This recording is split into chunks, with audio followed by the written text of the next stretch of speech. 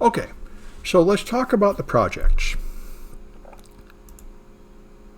The first thing you're going to need is a Windows machine to do these Windows projects. And you don't want to just use a real desktop Windows machine. You want to use a virtual machine because you're going to make it vulnerable and exploit it and possibly mess it up. So you should set up a Windows machine. Now what I recommend is set up a Windows 10 virtual machine. If you've taken my classes before, like 126, you've probably already got a Windows 10 machine. If you have a Windows 10 machine in the cloud, like Azure or something, that's fine. By the way, if you want to make a cloud machine, I saw something recently, vulture.com is one of the cloud providers, one of the smaller ones, and they're having a special deal.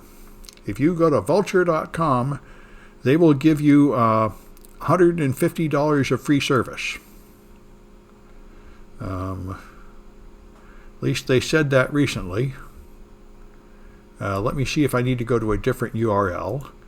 Let me check my news because it used to be just sitting right there. And so that's an option if you're having any trouble with Azure or anything. All right, let's see. If I search for Vulture, there, free $150 credit. There is some kind of link there. I'll put it in. It's here in my news links, and I'll put it in the chat if it works. There you are. Try Vulture for free with $150 credit. So that's another way to get a cloud Windows machine if you need one. All right. Anyway, so you have to get a Windows machine of some kind, and it doesn't really matter what version it is, as long as any of the version is currently supported. I originally wrote these projects using Server 2016 on the Google Cloud because they don't have Windows 10. Now I'm using a local Windows 10 machine, and that works fine. The projects are pretty much the same both ways. So get a machine running, and here's the instructions. You can do either one of these projects, or just use your Windows machine that you have left over from a previous course.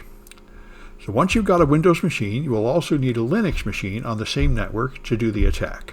And that can be a Debian machine or anything else you like. We're just going to use little Python scripts on it. And the project, the main project here I want to show you is this one, Exploiting Vulnerable Server. Vulnerable Server is a server product written by someone as a training tool, and it just operates a bunch of vulnerable services so you can practice hacking into them. So, the first thing you have to do is turn off data execution prevention. In Windows 10, it's off by default. On server, it's on by default. So you go into the advanced system settings and you check this DEP thing. We want it turned on in the weaker method where it's only on for essential Windows services, not for everything, because we are going to do a buffer overflow and execute code that we inject, and data execution prevention makes the stack non-executable. So when you inject code on the stack, it won't run. And we don't want that difficulty in our first project. Then you turn off the firewall, which is, you could open a port in the firewall for just this process, but it's easier to just turn it off. And by the way, when you make your machine, here, you will turn off the Windows Defender and turn off updates. I think it'd be all right to leave the updates on. I just turn them off because it slows down starting the machine. Here you can download a free machine from Microsoft. It's good for 90 days, which is good enough for what we're doing. And then disable Windows Update and disable Windows Defender. Otherwise, it'll constantly get in the way and block the exploits we're using and so on. So we're making a vulnerable machine, which is why you don't want to do this on a machine you're actually working on with real stuff. You want to use a virtual machine just to do these nasty things. All right, and then enable error reporting in group policy, which was turned off on Windows 10. Although it didn't look like it was turned off, I had to do this so it will tell me when programs crash instead of silently failing, which is more useful. So then you download this thing called vulnserver.zip, and you unzip it and run it. So I've done all that before, so let me go here. Here's my Windows machine, and if I go into the downloads folder, yes,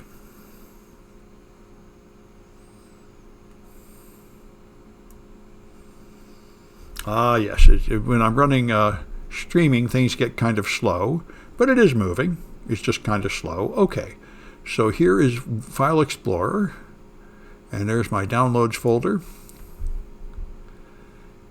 And, okay.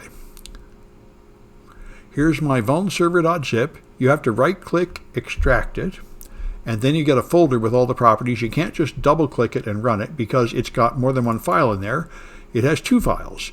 It has an executable and a DIL, and you need them both. Then it has some text files that you don't need, but the executable will run, and it will load libraries from this DIL.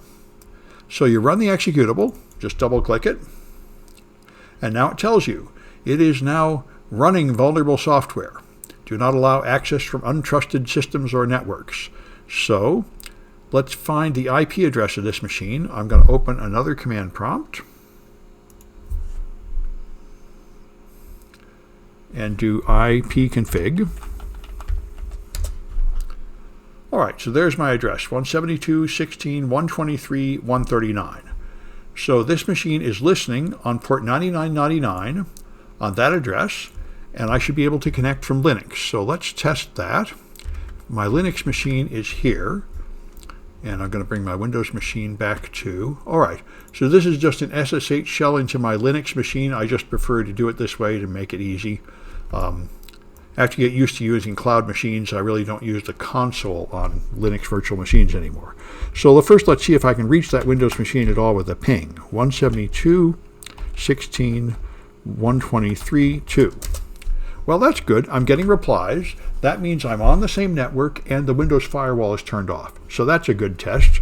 The next thing is to see if I can reach port 9999. So that's 172.16.123.1.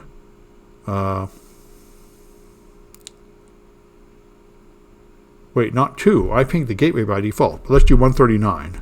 139 on 9999. There we go. And it's working. So now I've made it to the vulnerable server. It says a client is connected. And here's what it says. Welcome to vulnerable server. Enter help for help.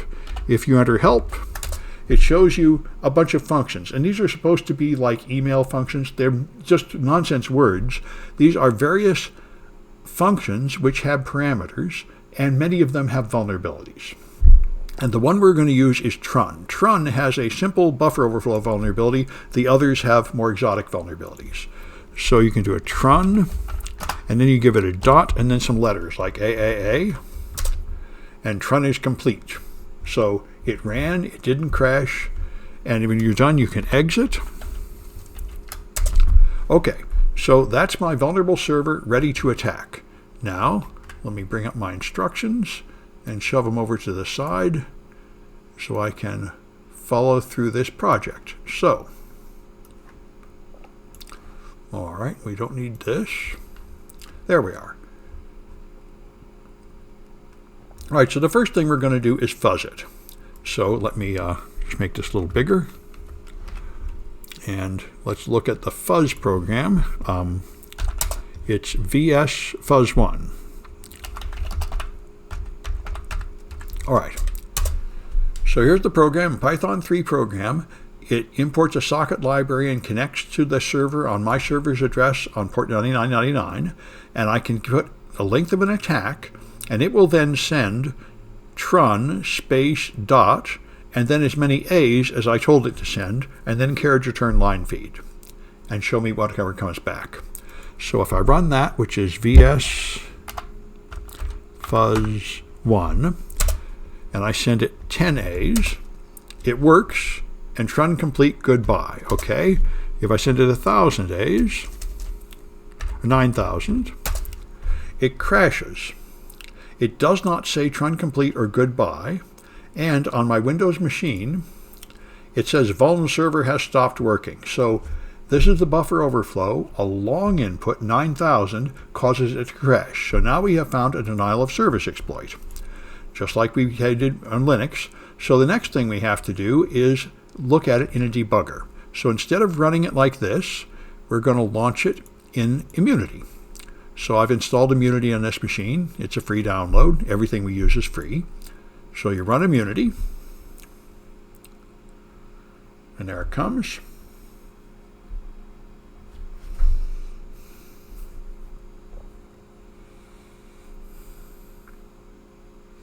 All right.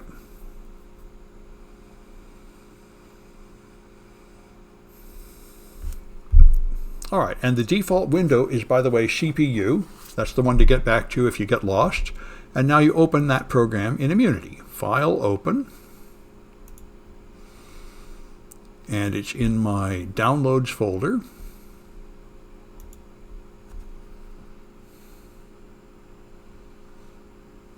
Downloads.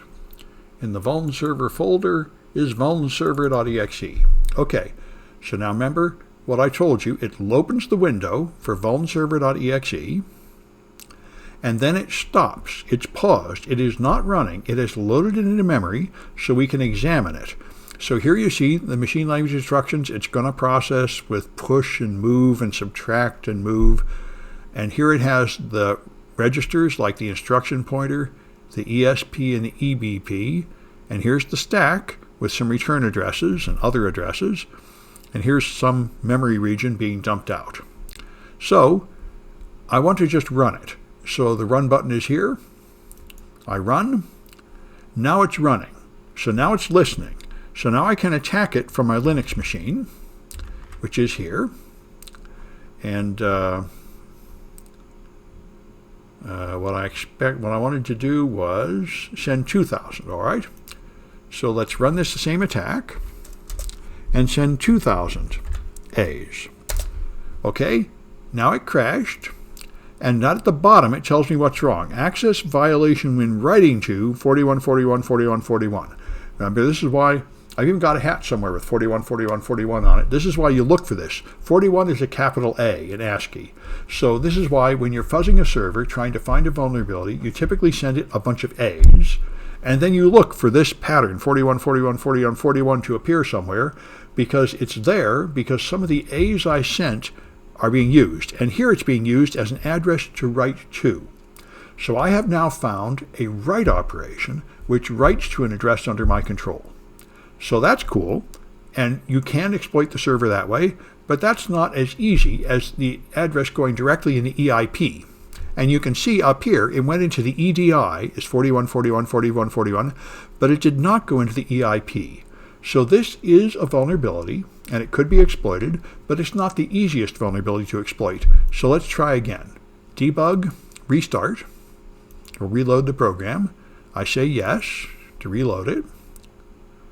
So it loads, and once again, it's going to load in a paused state. So I have to hit the run button to get it running again. Now it's listening.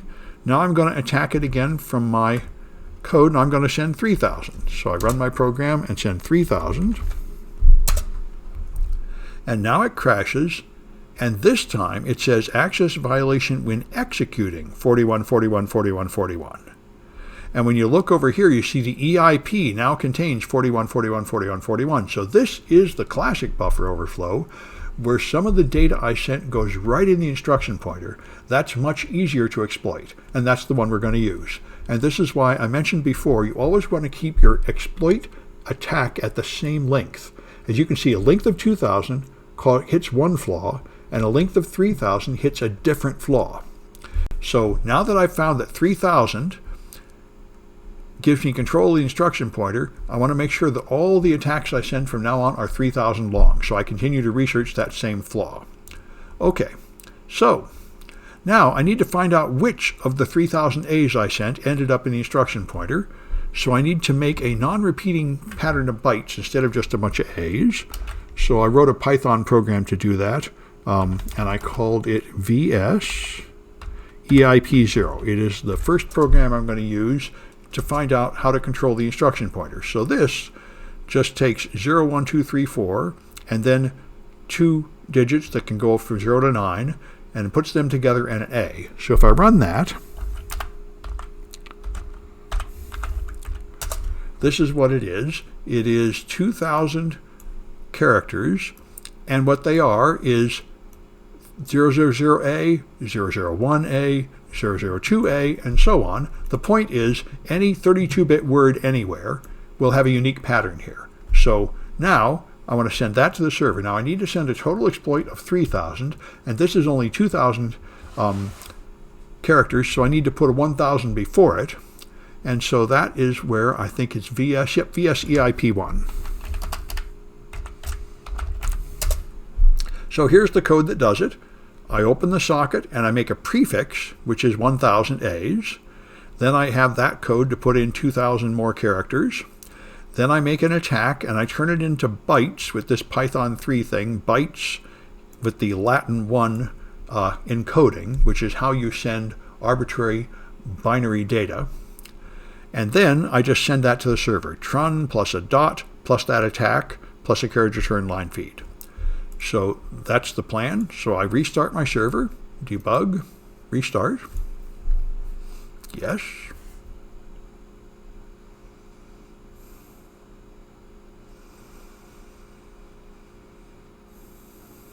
And it's paused, so I hit run, and now it's running. So I go back to here and I run that program there, vseip1 /. All right, so now it crashed again, but it crashed when executing 35324131. And that is ASCII for 1A25. So that pattern of 1A25, I can find it, and I printed it out here in the instructions. I'll just bring this over. That's where you find a 1A25 after 251 and 252. So that tells me exactly which 4 bytes ended up in the EIP, and I can count the ones before it. And so I've added it up. It's 1006 bytes is the number of bytes before that, and another 1000 for the padding, so I need 2006 bytes. Then the next 4 bytes hit the EIP, and then I add enough more bytes after that to get a total of 3000, and that should give me control of the EIP. So that's my next attack, which is VS EIP2. So here it is. I send 2006 A's, then I put BCDE in the EIP. I don't know the right value to put in the EIP yet, but I'm just making sure I have control of it. And then I put F's after that to make the total length 3000. That's the code here. So that's VS EIP2. So I restart the target again with debug restart.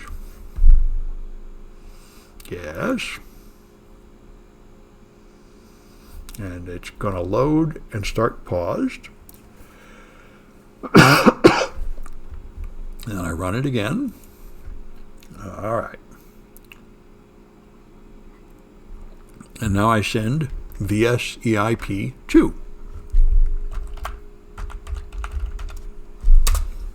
All right. So it crashes, and you see it crashed at 45, 44, 43, 42. That's BCDE. So, how did I find the ASCII for the number? Oh, it's easy. Let me bring up an ASCII chart here. If you Google ASCII table, that's right. These numbers are very easy to remember. So here's an ASCII table. And a capital A is 41, and 42 and 43 are the letters, and the numbers are 30. 30 is 0, 31 is 1, and 32 is 2. So that's why it's easy to remember. Yep. So that, but I'm just going through it for other people who might not have seen it. So that's why when you crash it here, you see this pattern. Well, let's go up to this one. There. This is 31, which is the number 1. This is 41, which is a capital A. 32 is the number 2, and 35 is the number 5. So the pattern is 1A25. That's how you can tell where it hit. There's also something in Metasploit where it generates a non-repeating pattern and finds the location. Some people like to use that. I just prefer to write my own code. Anyway, so now I know I can hit the EIP. The BCDE went into the EIP. So now I have control of the instruction pointer. Now I need to resolve a few more issues before I'm ready for my attack to work. So the next one is, I think, to find bad characters. We're going to examine memory at ESP. That's right. Okay, let me follow my steps here. So now we've just crashed it here. So we're going to look and see what's on the stack. The ESP is here, And you can see it's got FFFF there. So I can examine this memory if I click on this to highlight it and then right click and follow in dump. I can look at it down here. So there's a bunch of FFFs there. And this is where we're going to put our exploit code. And if I scroll up, you'll see here's my A's, there's my B, C, D, E, and the ESP is right now pointing to the very first F. So I can put my exploit right there. And if I can jump ESP, it will run my exploit. That's the plan here. We're going to use a trampoline. This is the simplest case of return-oriented programming. We're going to find a single jump ESP and execute that instruction, and that will go run this exploit here. We do not need to know what address it's loaded at. All right, so that's the plan. Now, the next problem is we're going to have to inject some shellcode here, which we're going to get from Metasploit. And as you know, the shellcode just looks like random bytes. And some bytes are forbidden. Some bytes break the string, and you can't use them. So we need to find out what characters are bad. So let's go back to the Linux and look at the bad character code, which is cat vs badchar 1. Okay, so what this is going to do is send the 2006 prefix and then send the EIP, and then it's going to send test characters. I'm going to send all possible bytes from 0 through 255. And then I'm going to send enough padding to make sure the total length stays at 3000. So I'm going to see if all those bytes get there. If any of those bytes break the string, then the Fs will never get there, and we'll see if that happens. So I go debug, restart. Yes. And when it loads, paused. I need to run it. And it's all pretty slow in this streaming environment. All right, now it's running.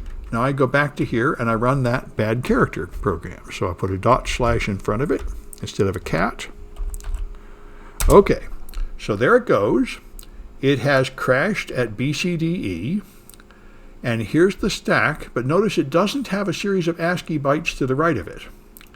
And if I right-click and follow it in the dump, the only thing there is the 0, and nothing after the 0 got in, because, as you may know, null bytes terminate C strings, and this code was written in C, or C++, or something like that. So the 0 is a forbidden character. We can't use 0. If you use a 0, nothing after that point will ever go in. It will be the end of the string. So that's the first bad character we found. So let's try again with vs bad character 2. So here all I did was change that to a 1. So I'm going to skip the zeros and try the other 255 bytes. So let's restart the target again.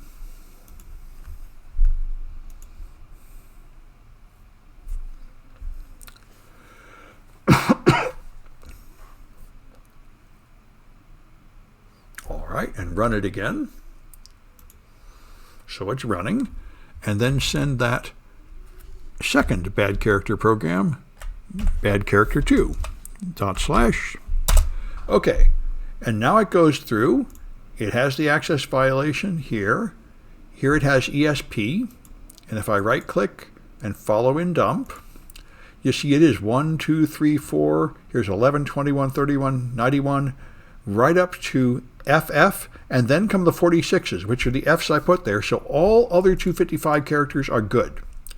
They all went in. None of the rest of them broke the string. So there's only one bad character, and it's the null byte. So now I know that that's all I need to worry about. All right. So now we need to install Mona, because we need to find a jump ESP somewhere that we can use. So you have to install the Mona module in your Immunity. What you do is you download mona.py. Immunity lets you have extensions written in Python. And somebody wrote the Mona module. So you download it from Corleone, and you just drag it into the right folder. You download it, and then you put it in C program files x86, Immunity Inc., Immunity, Py commands. You just put the programs in there, and then you can run them inside Mona. So you can now see the memory modules in Mona and whether they're in the program. So right here, you put bang Mona modules. Bang Mona modules. And Mona will run, and it will tell you about the modules that are currently loaded into memory. And there it is. So there's something called essfunc.dil, there's vulnserver.exe, and then there's a bunch of Microsoft API dils, kernel-based, WS232, bcrypt primitives, and so on. Now, here it tells you what security features are turned on for those modules. Address-based layout randomization means they'll move to random locations in memory. NX compatibility means they will not let you run code that's injected on the stack, and we turned that off for the whole machine globally before we started the project, so all of them have that false. This is the most important one for us, is ASLR. And you see all of them are randomized, all the Windows ones, but the two, Vuln Server and ESSfunc, have this at false, so they will always load to the same memory location, which is good. However, we need to inject an address pointing to those, and notice that Vuln Server is loaded at 400,000. Remember, that's where I said things like to load. This is 407,000 is the text section or something, but the point is the first byte is a null byte. So we cannot use addresses in Vuln Server, because to inject those addresses, we'll have to inject a null byte, and that will break the string. So the only module that we can use is the DIL, essfunc.dil, that loads up here at 62, 50, 80,000. So if we can find a jump ESP in ESSfunc, that will be our trampoline. We load that address in the EIP, it will go there, it will find a jump ESP, and it will jump back and execute the shellcode that we're going to inject. So we need to find a jump ESP in that module, and Mona will do that for us. This is the command that does that. I'm going to copy it and paste it because it's a little bit long. Get rid of the old stuff, put in the new stuff. Okay, it's Mona jump -r esp -m essfunc.dil. This will look in that module for a jump ESP command. And jump ESP is a pretty common machine language command in code, so you're very likely to find it in any library or exe or anything. And in fact, as you'll see, it's going to find a bunch of them. And looks like I have a little defect here. If it doesn't go back to the right window, you can do it up here with View. You want to see the log menu to see the output of Mona. So, yeah, my stuff is a little slow here, probably because of Twitch. But I think it will come to life if I'm just a little patient. Yeah, there we go. So I click View, and then Log.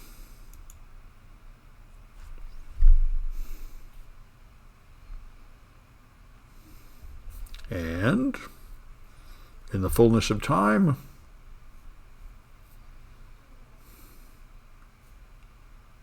there we are. There's the log, and here's the results. It found 9 jump ESPs in there. And all I care about is that I need an address that doesn't contain a null byte, and they all satisfy that. So I could use any of these. So I'll just use the first one, which is 625011AF. That's the address. All right, so now I'm going to test execution. So let's go back to the CPU window here, which is the default window, the one you normally look at in the debugger. Now we're done using Mona. Back to CPU here. Okay, and now our program is paused, so we need to restart it. Debug, restart. It's not only paused, it's crashed, I think. Say yes. Now it's loaded clean and paused, so I run it. Okay, now I'm going to test code execution with my next attack here, which is VSEIP3. All right, So what this one is going to do is send 2006As for the prefix, and here it's putting that address, 625011AF. That is the address of a jump ESP instruction. Then it's going to, here I'm going to inject my exploit, and I'm just putting in a test exploit, which is 16 nops followed by break. And then enough padding to fill it up. So this is not an exploit that does anything, but it does execute those nops, and I can tell whether it did that or not. So let's send that in with /. And now it hit the int3 command, which is what I wanted. Up here, it int3, if I scroll up, there's the int3. That's a break that comes back to the debugger. And if I go up before that, there are the nops. So it executed those nops, slid down the nop sled, and hit the break. So I have now proven that everything worked. I was able to find a jump ESP. See, if I scroll up further, I'll see the whole exploit I injected. There. Here's all the A's. Here's the 625011AF address, which entered the EIP.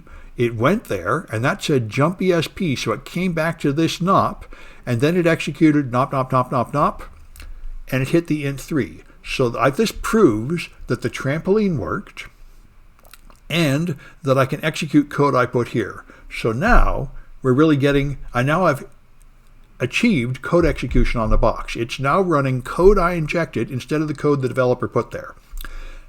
Now I just need better code to put there, and for that we of course use Metasploit to write our shellcode. So you generate exploit code with Metasploit on Linux. You could do it on Windows too, it doesn't matter.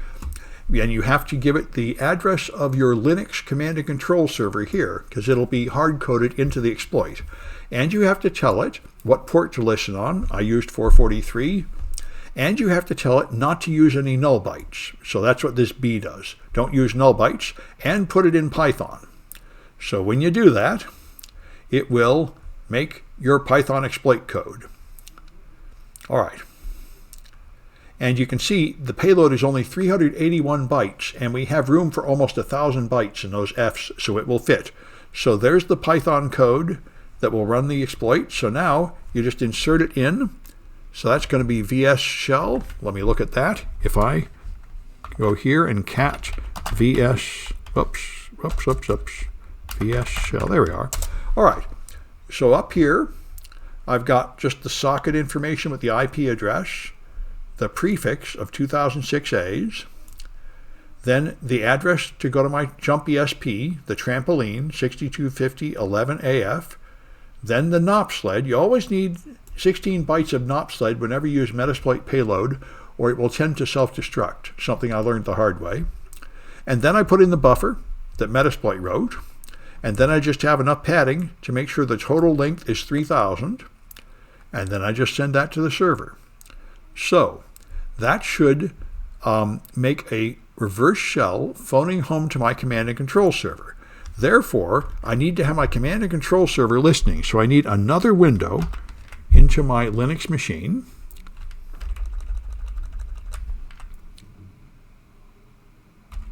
All right. All right, and I need to run a meterpreter listener on it to receive it. So here it is, sudo msf console. And I think I have to do that separately. Sudo msf console. That'll take a few seconds to load. And then I think I can paste in all this. Multi-handler, which exploit I'm using. Listen on 0000, which will just listen on all network addresses on port 443, and exploit. Those are the meterpreter commands to start my listener. Whenever this is ready,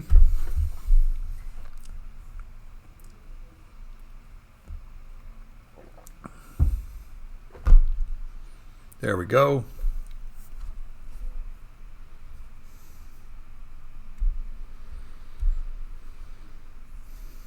Okay, there we are. So now I can paste in that stuff. There we go. And now exploit. Now it is listening on 443. This is good. So now I send this to the server, VS shell. but it's paused, so my server's not listening right now, so I need to restart it with debug restart. Yes.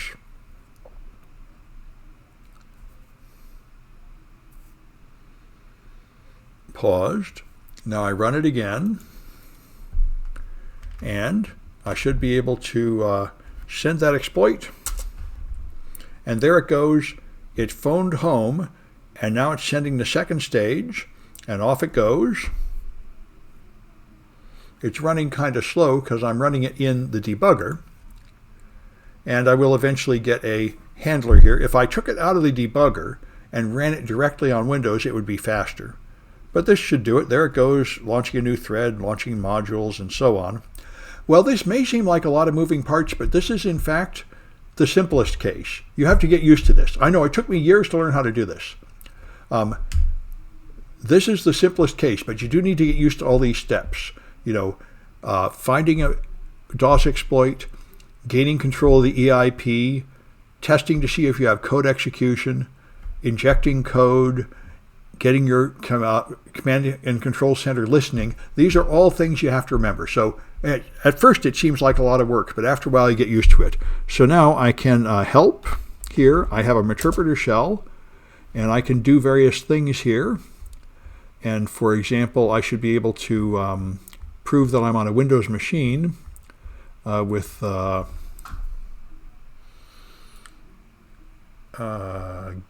get ID or something, machine ID.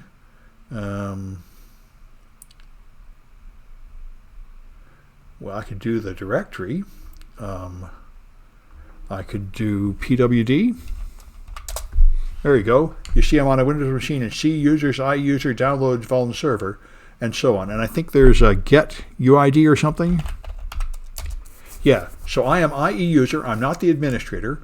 I'm the currently logged in user to launch vuln server on a Windows machine, but I am on a Windows machine in control of it. So it's working, and that is the whole story. And it is quite a lot of work, quite a lot of steps, but you have to get used to it. They're all going to be like this. And all the rest, yeah, get system. That would be next thing. That might work and it might not. I don't know if it's going to work on Windows 10. Let's see if I can do that. Get system. See if I can elevate my privileges. It's going to try.